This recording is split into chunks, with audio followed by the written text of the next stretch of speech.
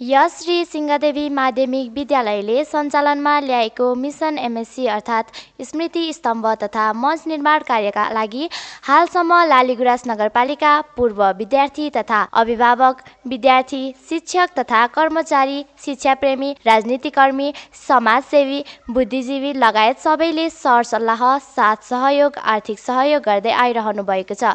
हालसम्म सहयोग गर्नुहुने सबैलाई धन्यवाद दिन चाहन्छौँ। स्मृति स्तम्भमा शिलालेख कार्य सुरु भइसकेको हुँदा सहयोग गर्न चाहनुहुने महानुभावहरूमा यही मङ्सिर मसान्तभित्र आर्थिक सहयोग गरी आफ्नो स्थान सुरक्षित राख्नु न अनुरोध छ। शिलालेखमा हालसम्म विद्यालयलाई रु 5,000 भन्दा माथि सहयोग गर्नुहुने महानुभावहरूको नामावली राखिनेछ।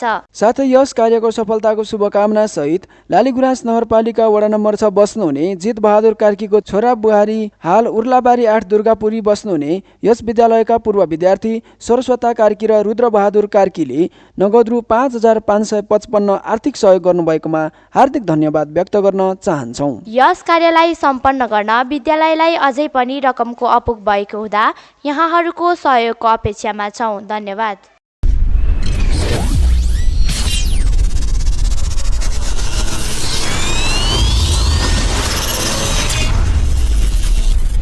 मिसन एमएससी मञ्च तथा स्तम्भ निर्माण।